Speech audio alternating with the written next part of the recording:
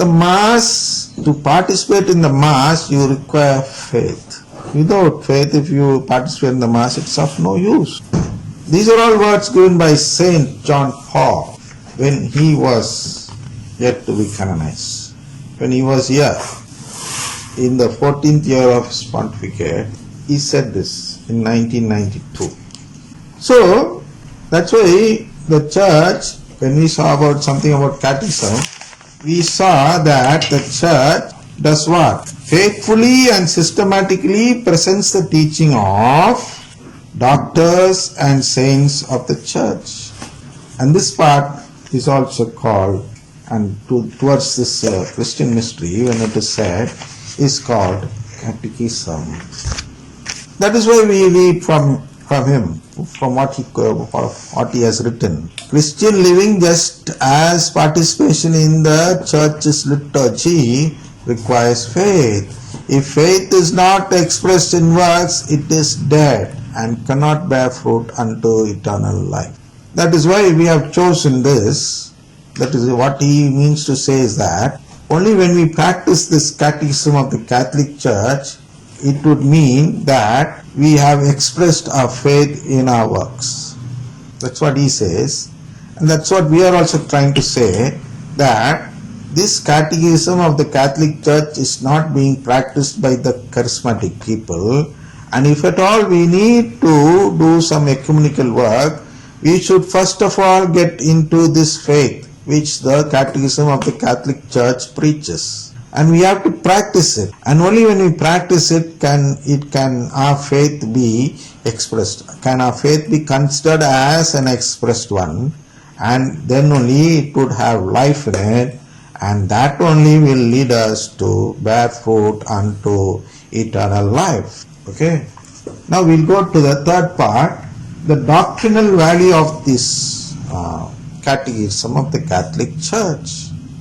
The Catechism of the Catholic Church is a statement of the Church's faith and of Catholic doctrine attested to or illumined by sacred scriptures, the apostolic traditions, and the Church's magisterium. I declare it to be a sure norm for teaching the faith and thus a valid and legitimate instrument for ecclesial communion. Okay, this ecclesial communion is the most wanted thing in the world. So, it says that it is an instrument for ecclesial communion. Next, we quote, I ask all the church's pastors and the Christian faithful to receive this catechism in a spirit of communion and to use it assiduously in fulfilling the mission of proclaiming the faith. Assiduously means that we should work without any laziness. So, he says to use it without any laziness in fulfilling the mission of proclaiming the faith. So, we have to proclaim the faith. That's what we are trying to do, so that our brethren will understand, separated brethren will understand. And then by that, calling people to the gospel life. They think they are living a gospel life by just memorizing gospel verse and reciting it as often as possible in their life, in the parts. Whenever it is applicable in the life, they keep telling they memorized verse and apply it to the worldly life. So, they are not people who live this gospel life. Who are those people who live this gospel life? They are only the people who believe in the call of God to become filially adopted as His children. So only people who believe in this and act according to it are the people who live this gospel life. So we need to call them back, or we need to call them to live this gospel life. They are not living the gospel life. They are actually misinterpreting the Bible and applying those verses to the worldly pleasures that we get here. That is towards the prosperity. That's what Pope Benedict XVI said, that they are preaching the gospel of prosperity. So those who believe in the gospel of prosperity are not people who live in this gospel life. They are people who live the life of prosperity. We need to live this life of the cross, a life towards filial adoption. So we need to call them. For that we need this catechism. Okay. So this catechism is given to them that it may be a sure and authentic reference text for teaching Catholic doctrine. So you saw the validity, doctrinal value of it. I'll read it once again. This catechism is given to them that it may be, them, take out them. This catechism is given that it may be a sure and authentic reference text. It is the most authentic reference text for teaching Catholic doctrine and particularly for preparing local catechism. So this Catholic doctrine has to be taught to them. To whom? To those separated brethren who do not know anything about the Catholic doctrine. So to make them understand it, we first of all need to understand what is this Catechism of the Catholic Church, CCC. We have to know what is said in it. You should not assume everything. For example, here, another quote I'll tell you, in the same para I think, next para. This catechism is not intended to replace the local catechism duly approved by the ecclesiastical authorities, the diocesan bishop and the episcopal conference, especially if they have been approved by the apostolic see.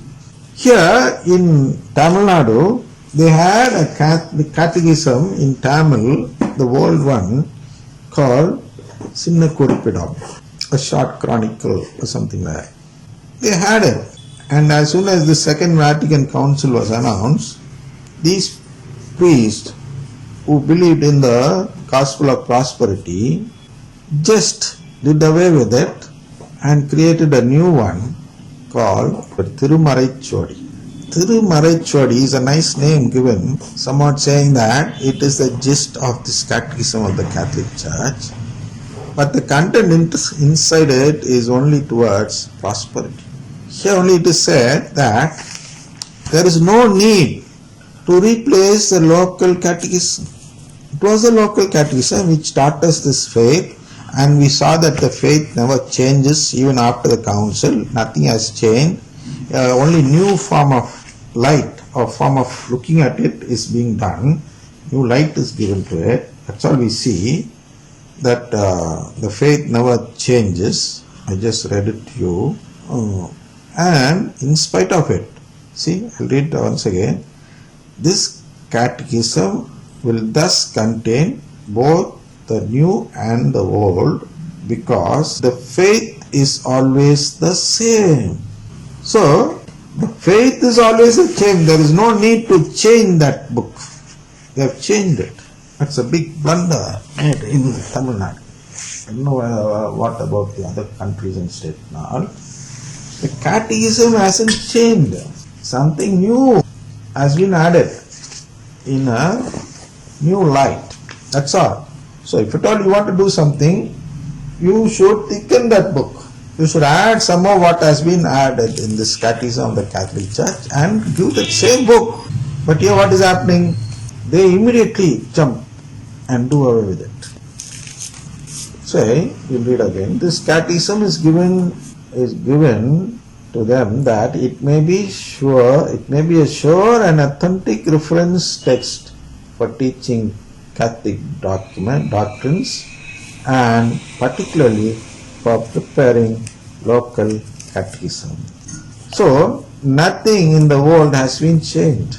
It remains always the same. But here, these people in Tamil Nadu, they pretended and they showed as if everything has been changed in the Second Vatican Council, and therefore they discarded or nullified the catechism which they had locally earlier, and they have introduced a new catechism which does not represent this catechism of the Catholic Church at all.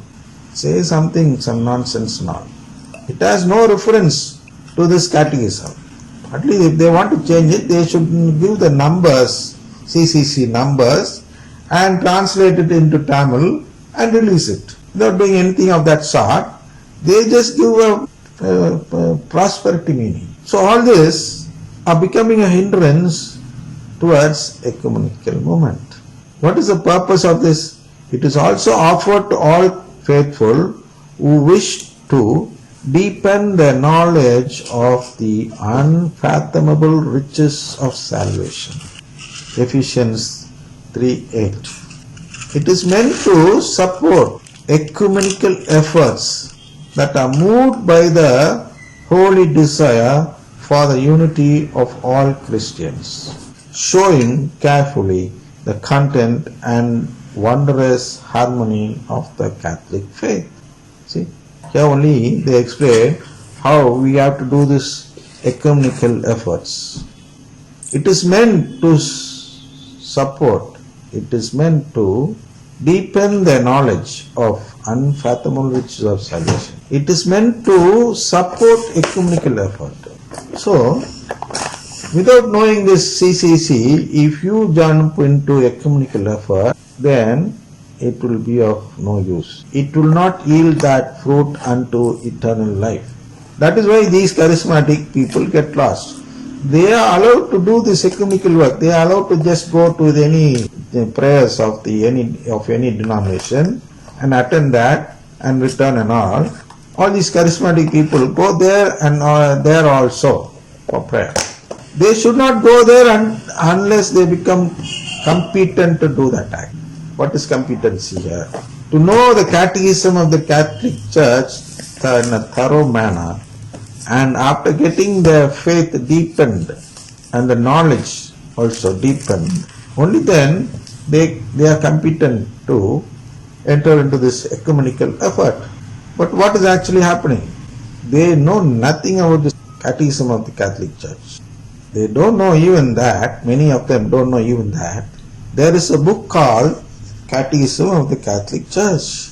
Without even knowing that, they just get into this ecumenical effort.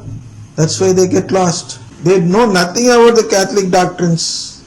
They need to quote from the CCC to tell anything about the Catholic doctrines. This is what St. Pope John Paul says here. This catechism is given to them that it may be sure and authentic reference text for teaching Catholic doctrine.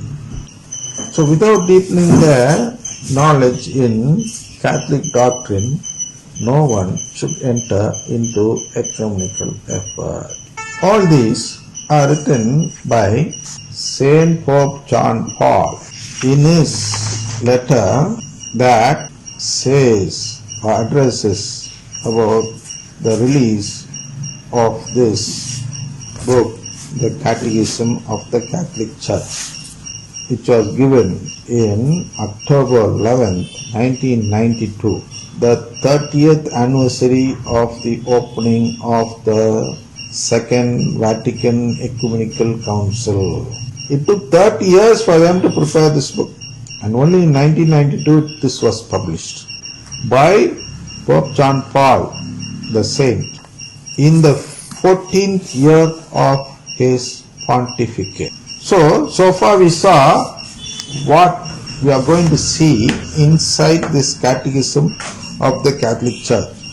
This is the second chapter. From tomorrow we'll see the third chapter, the prologue for this Catechism of the Catholic Church, and after that we will get into the profession of faith and so on. In the name of the Father, and of the Son, and of the Holy Spirit.